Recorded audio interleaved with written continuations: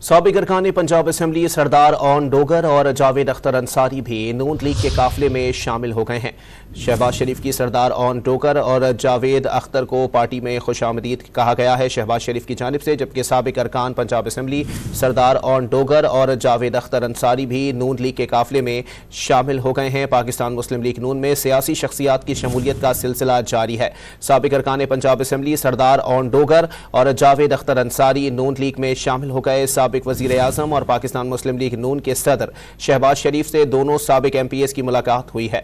मज़ीद जानते हैं डॉन न्यूज़ के नुमाइंदे अदनान शेख से। जी अदनान, अपडेट कीजिएगा।